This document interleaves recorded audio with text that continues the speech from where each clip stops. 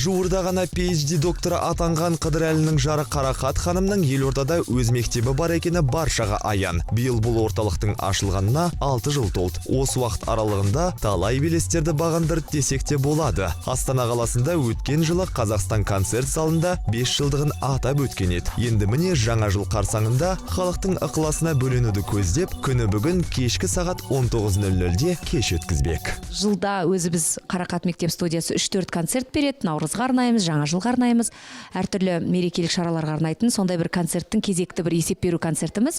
Балалар өздері актер, өздері жүргізеді, өздері ән айтады. Концерт жоғары деңгейде өтеді дейді әнші. Сондай-ақ аталмыш мектептің филиалын осы Алматы қаласында да ашуды көздеп отыр. Қарақат мектеп студиясының филиалы осы Алматы қаласынан көпшіліктің сұрауы бойынша ашылып жатыр.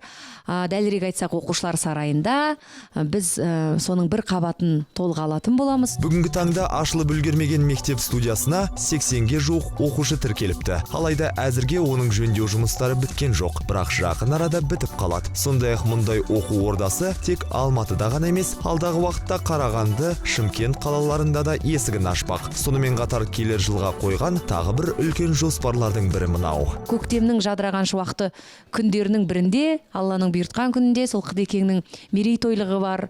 Біздің Ұлытау тобы екеуміздің 15 жылдық мерейлі жаңағы қуанышты сахнада жүрген күндерімізді атап өтетін бір үлкен концертті жоспарлап отырмыз. Ендеше ол кешке де қалың көрерменмен бірге біз де куә болармыз деген сенімдеміз. Сәттілік.